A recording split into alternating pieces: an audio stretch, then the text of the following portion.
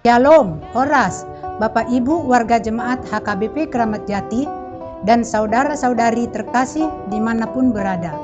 HKBP Kramat Jati telah membeli lahan seluas 971 meter persegi.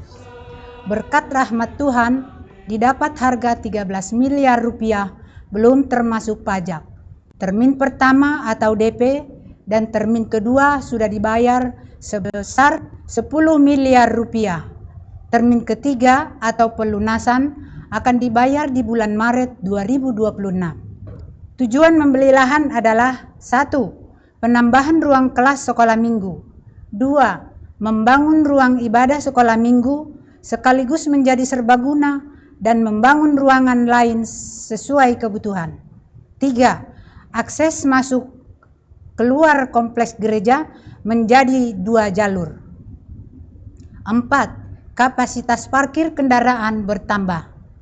Untuk mendahulukan pembayaran, panitia telah mendapat pinjaman tanpa bunga atau pinjaman lunak dari warga jemaat HKBP Kramat Jati dan pihak luar. Pelunasan pembelian tanah bulan Maret 2026 sebesar 3 miliar rupiah dan pengembalian pinjaman bersumber dari sumbangan per meter persegi warga jemaat HKBP Kramat Jati dan pihak lain melalui proposal. Pengembalian pinjaman secara bertahap akan dimulai bulan April 2026. Demikian penjelasan singkat dari panitia. Mari Bapak Ibu, generasi muda dan siapapun yang tergerak berkorban dalam iman untuk menyumbang agar lahan itu menjadi milik Tuhan melalui HKBP Kramat Jati. Tuhan memberkati. Horas.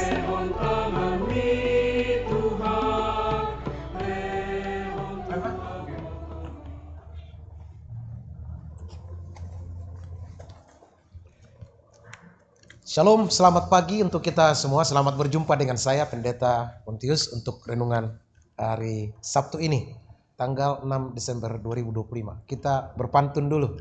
Pergi ke pesta dengan setelan baru, terdengar dendang musik Melayu. Di hari Sabtu ke pesta selalu, besok hari Minggu di gereja kita bersatu. Sebelum kita mendengar firman Tuhan hari ini, marilah kita berdoa. Kasih karunia dan damai sejahtera dari Tuhan Allah Bapa kita dan dari anaknya Tuhan Yesus Kristus Tuhan kita. Amin. Firman Tuhan yang menyapa kita pada hari ini, Sabtu tanggal 6 Desember 2025, adalah tertulis dalam kitab Matius pasal 16 ayat 18. Demikian firman Tuhan. Aku pun berkata kepadamu, engkau adalah Petrus, dan di atas batu karang ini aku akan mendirikan gerejaku, dan alam maut tidak akan menguasainya. Amin. Bapak, Ibu, dan saudara-saudara pendengar firman saat ini, cerita dan kisah tentang keagungan gereja Basilika Santo Petrus yang ada di Vatikan bukan hal yang baru bagi kita. Gereja ini ceritanya dibangun di atas makam Petrus, yaitu murid Tuhan Yesus. Secara hitungan waktu, Santo Basilika pembangunannya diprakarsai oleh Kaisar Konstantinus pada abad ke-4 Masehi. Pembangunan itu sepertinya didasari oleh isi nas ini yang berkata, engkau adalah Petrus, dan di atas batu karang ini aku akan mendirikan gerejaku, dan alam maut tidak akan menguasainya. Basilika Santo Petrus menjadi ikon pemerintahan Sri Paus di Vatikan. Lalu bagaimana dengan pembangunan gereja masa kini? Saudara-saudara, tentu sangat berbeda dengan pembangunan gereja kita masa kini. Artinya setiap pembangunan gereja tentu bukan harus didasarkan pada dan atas nama Petrus. Meskipun Yesus pernah berkata bahwa di atas batu karang ini atau di dalam nama Petrus gereja akan dibangun. Selain daripada arti harafiah, masih terdapat makna yang lebih dalam yang dimaksudkan Tuhan Yesus perihal pembangunan gerejanya. Secara latar belakang teks, salah satu alasan pembangunannya adalah karena ada pengakuan atau credo. Itu artinya di mana ada credo atau pengakuan, maka disitulah telah berdiri gereja Tuhan. Oleh karena itulah HKBP memberikan 3 alasan sebagai hari lahir gereja yang secara umum, yaitu ibadah pertama sekali, yang kedua sakramen yang pertama sekali, dan yang ketiga peneguhan siri atau makatidakon haporsiaun yang pertama dilakukan di situ. Dari 3 faktor inilah HKBP menentukan hari lahir setiap atau sebuah gereja. Maka firman ini esensinya adalah sebuah pengakuan atau credo. Jadi gereja sekarang pada umumnya dibangun atas dasar pengakuan iman, bukan lagi atas nama Petrus yang adalah batu karang.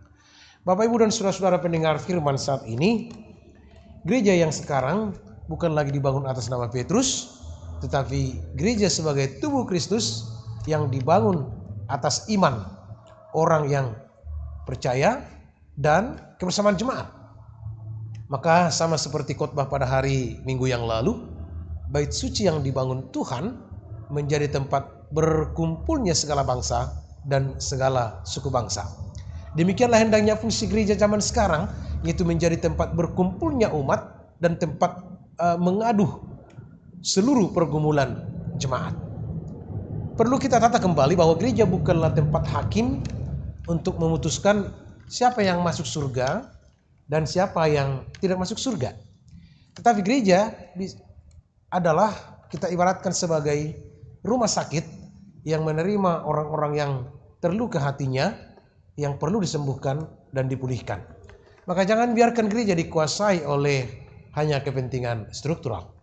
Biarlah gereja melalui pelayanannya bertumbuh dan berkembang dengan kreasi dan inovasinya.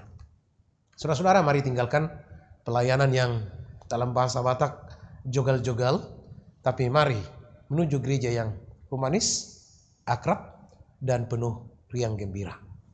Amin. Kita berdoa. Terima kasih Tuhan atas firman-Mu pagi ini. Kami sebagai umat gereja yang didasarkan pada iman pada Kristus, mengucap syukur kepada Tuhan pada pagi hari ini.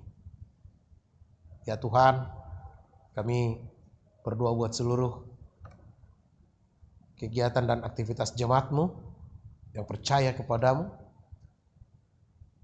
ataupun seluruh umat manusia di dunia ini, biarlah bekerja penuh kedamaian dan saling menghormati, saling menghargai. Pagi ini kami disapa oleh firman-Mu ya Tuhan, bahwa gereja yang terbangun di dunia ini atas dasar kebersamaan orang-orang yang percaya.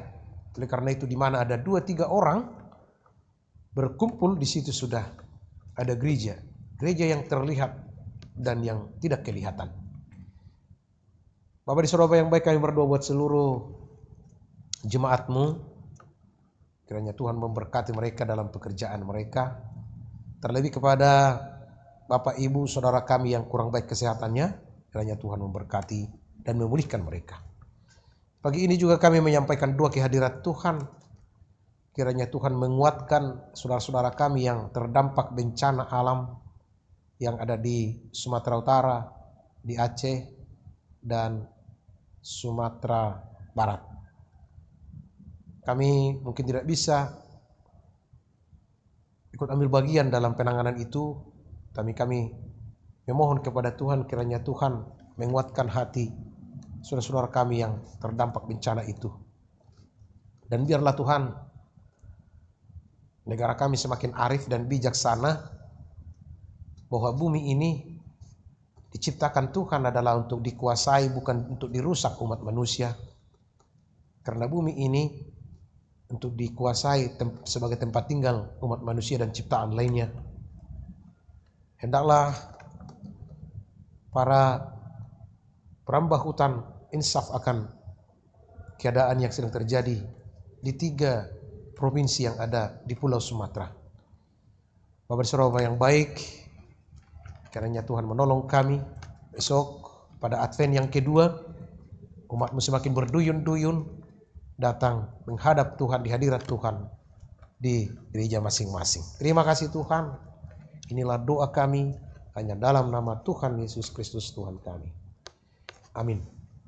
anugerah Tuhan kita Yesus Kristus, kasih setia daripada Allah Bapa, dan persekutuan dengan Roh Kudus kiranya menyertai, memberkati saudara-saudara sekalian. Amin. Saudara yang diberkati Tuhan, setelah kita mendengar firman ini, mari kita syukuri dan aminkan agar firman itu menyala terus dalam satu hari ini. Salam dan selamat berkarya.